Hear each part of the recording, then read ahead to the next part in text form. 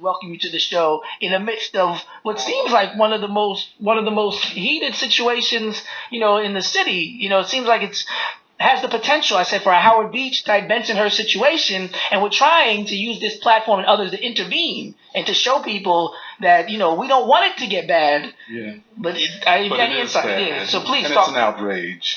It's a complete outrage. And I think, again, and we've talked about this before on the air, kind of what it represents, the fact that it has gone this far and has gone the way it has gone, is that there's a lack of political and civic leadership in the black community. This should not have gotten this far. He should not be in jail without bail. There's something terribly wrong about the entire situation. So that's what I have to say about it. There seems to be a cover-up.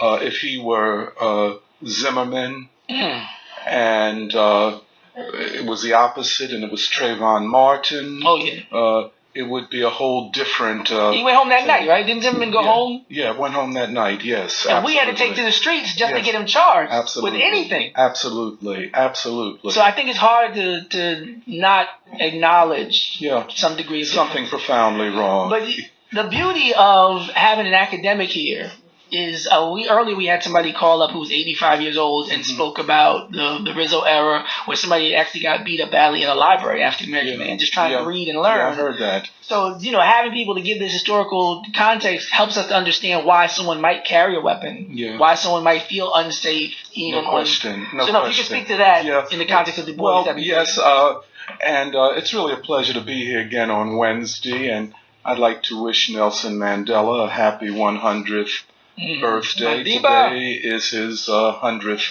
birthday.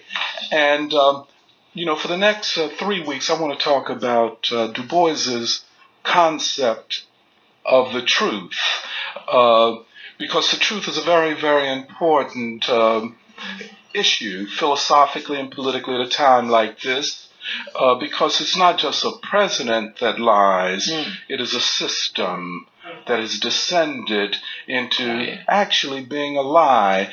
And so in 1908, W.E.B. Du Bois returned to his alma mater, Fisk University in Nashville, Tennessee.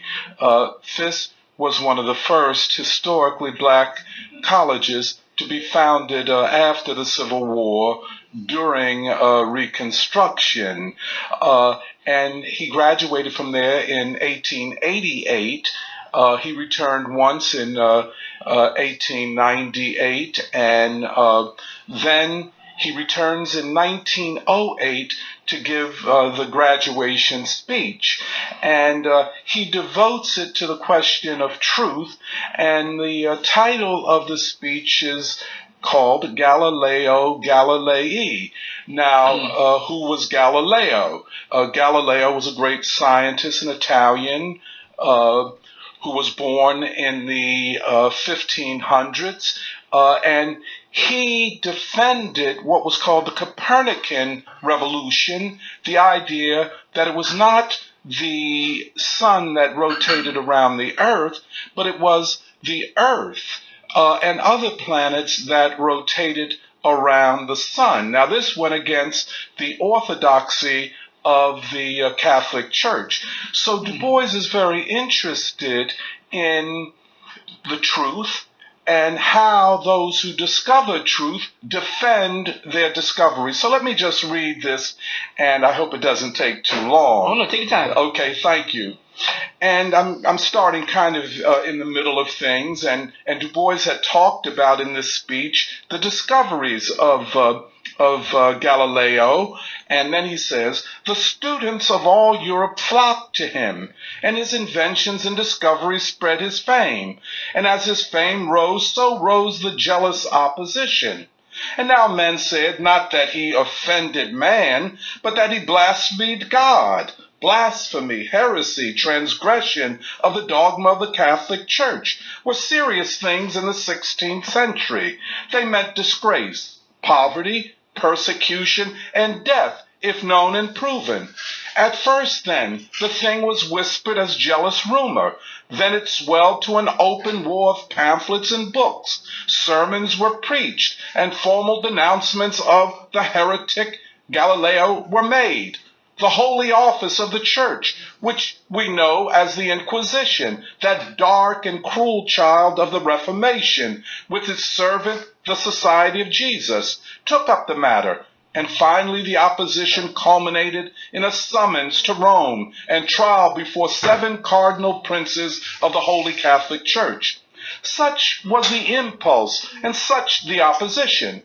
Whither was the path, the way through which Galileo pursued his journey to the end? When the man who has a clear vision of right finds himself successfully approaching the goal, how shall he meet jealousy, error, selfishness, and ignorance? The world has given many answers to this, perhaps the greatest moral problem that arises. Tonight, I have to tell the answer that Galileo gave, and then Du Bois then moves forward. For 50 years, Galileo deliberately and with full knowledge, publicly and unequivocally, made one of the straightest and most uncompromising denials of what he knew to be the truth, the idea that it was the earth that rotated around the sun, ever recorded, and as the legend is, sealed that falsehood by a whispered statement that he knew he was lying. I am at present neither defending nor condemning Galileo. I am simply stating the case and showing you the way in which a man whose service to humanity is unquestioned chose to save his life rather than stand up for the truth. For a long time, Galileo had been successful in dodging the main issue, namely, does the doctrine that the sun is the center of our universe contradict the Bible? He was full 70 years of age when he was finally brought to trial. It was an imposing sight. On the rear wall of a room in the great palace of the Vatican rose the soft outlines of a famous fresco by Raphael.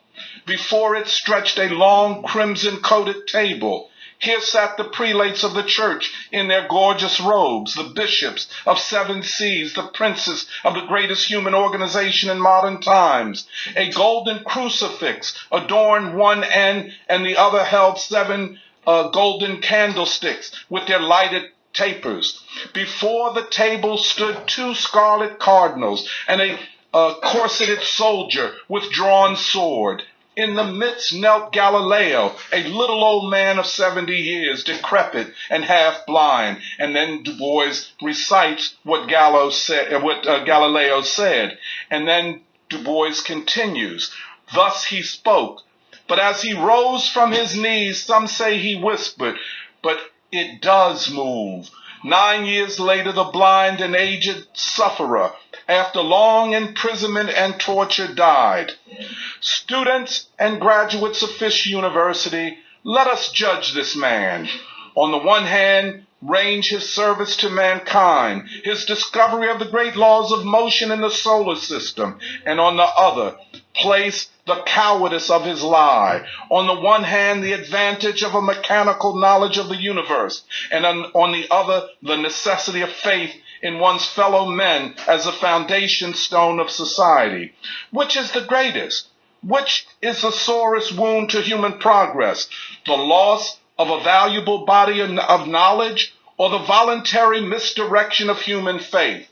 A blow at the upbuilding of truth, or a blow at its very foundations? And here is what Du Bois concludes, and I hope you can pay attention to this. Science is a great and worthy mistress, but there's one greater, and that is humanity, which science serves. One thing there is greater than knowledge, and that is the man who knows. In the midst, then, of society whose lifeblood is faith, and in the name of science, which will know the truth, that the truth may make it free. The verdict of civilization must be that not even the splendor of the service of truth done by Galileo Galilei can wipe away the blot of his cowardly lie. By that lie, civilization was halted, science was checked, and bigotry was more strongly enthroned on the crimson glory.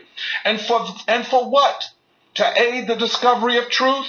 No, for Galileo's great work was done 20 years before he was tried for his life. No, it was for the sake of 9 years of pitiful blindness and suffering for an aged and broken man who did not dare to die for the glory of a great cause and make it thus more glorious in his courageous death.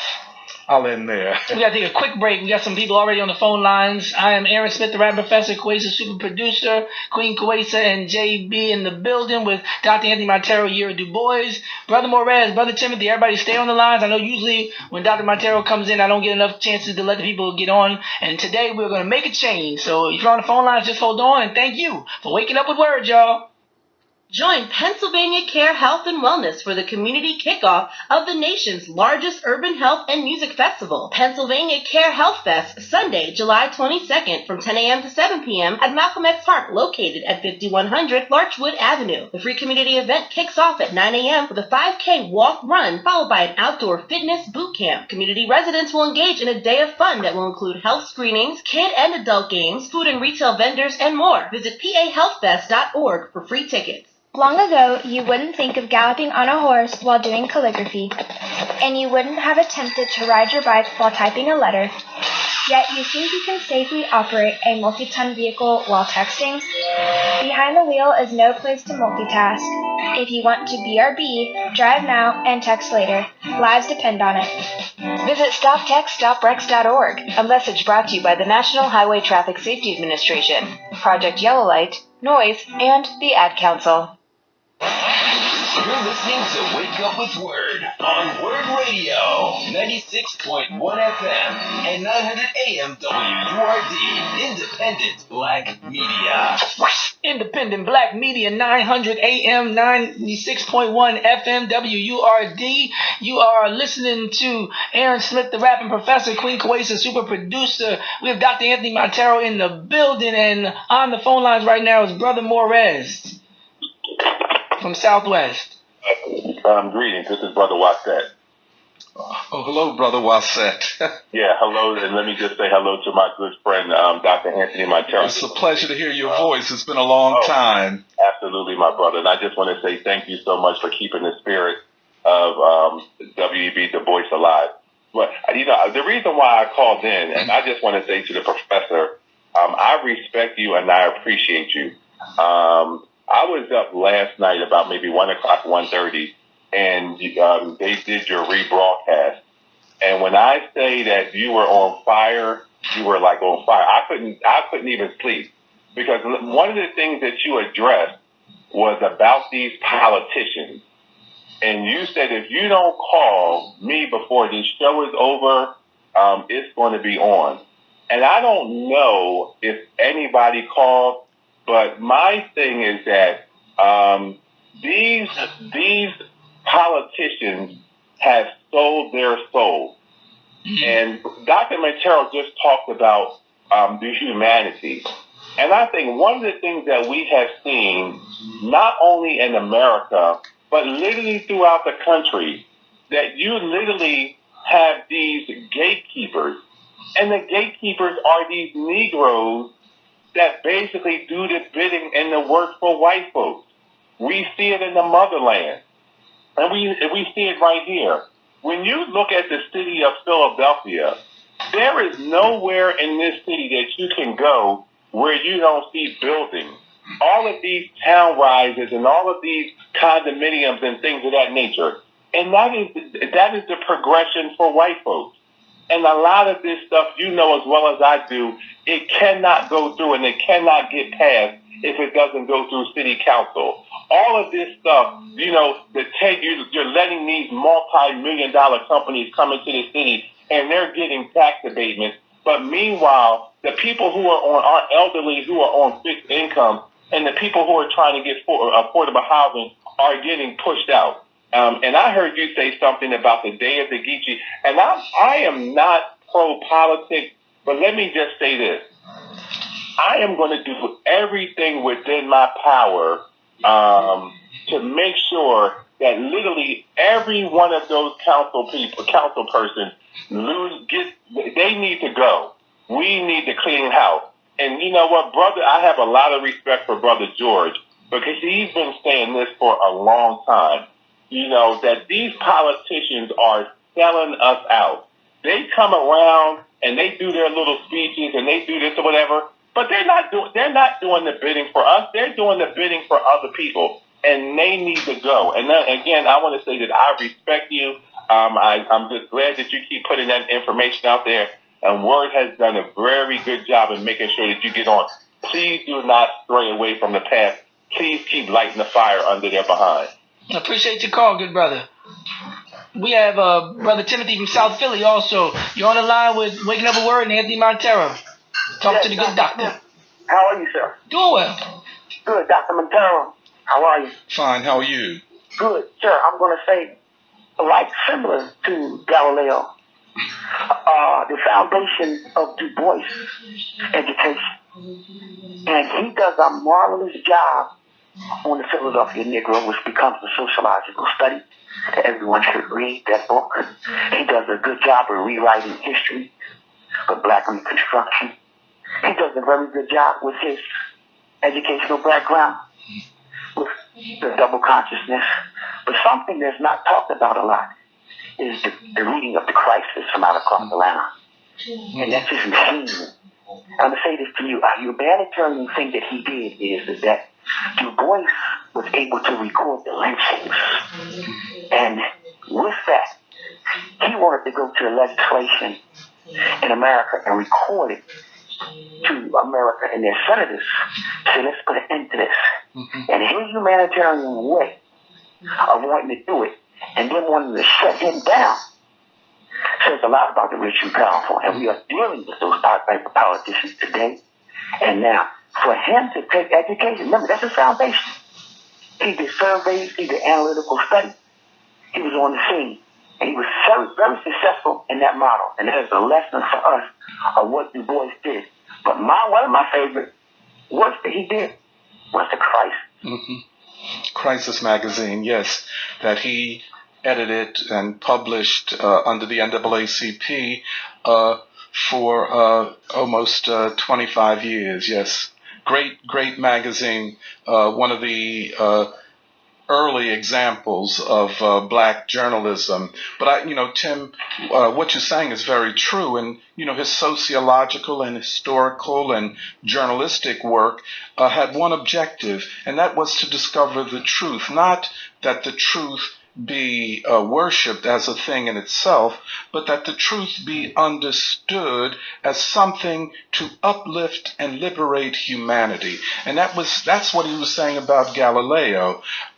When the powers that be brought him before them and he renounced what he had discovered, he said that Galileo died as a coward, a pitiful coward who knew the truth but would not defend it. And Du Bois's idea was always that a scientist, a philosopher, an activist must defend the truth with his life or her life if that's what it takes. Thank you, Brother Timothy, for sharing that insight and for calling to Wake Up with Word. Also, Brother Kasahu from North Philadelphia on the line with Dr. Anthony Montero, and thank you for waking up with Word. Good morning, Professor. How are you? Good morning. Good morning, Tony. Hey, hi. How you doing? I'm doing pretty good, brother. Look, let's get into this. Now, Du Bois, who Du Bois was taught by, the two Jewish boys who are known as the fathers of African American concept. Maybe you can help me. I don't know that. Franz Bois and I can't see the other guy's name, but their sole purpose was to hide the facts of the indigenous people and coined everybody African American. I can't believe that you could talk so good about W.E.B. Du Bois and leave out where his who his mentors were. And Well, just before you go any further, Du Bois himself talks about his mentors, and among them is not Franz Boas. His mentors were people like Frederick Douglass, certain, right. yes, That's right. and That's right. if I might just say this, because I think it is possible to distort reality by not anchoring our ideas and our opinions in facts. And I think if you study Du Bois's biography, and if you read the Souls of Black Folk, he talks very, very forcefully about who he is mentored by, and as his life goes forward, he anchors himself more deeply in the spiritual and intellectual history and activism of the African American people, not in Franz Boas. Excuse me. He still used their philosophy. And their sole purpose was to hide and change the African American. Well, I think, brother, you and I are just going to have to disagree about that, and if we get a chance, we'll sit down and have a cup of coffee and try to figure that out. I've been trying to get a cup of coffee with you for the longest, but that's okay. I respect you for that. And I'll be calling up next Wednesday with more affidavits and facts. Well, I'll tell you where you can meet me on Saturday. Every Saturday, I'm at the Church of the Advocate from 9:30 on. Bring the coffee. Yes, where we're conducting the Saturday Free School, and we read Du Bois and Baldwin and just all kinds of authors, and you're invited to come, and we'll have coffee there already.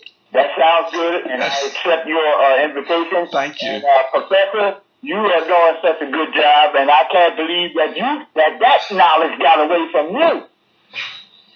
Professor? You say what knowledge? About Franz Boas and their concept. They are coined the fathers of the African American concept. And they would. When you say African American concept, what are you referring to specifically? Wait a minute.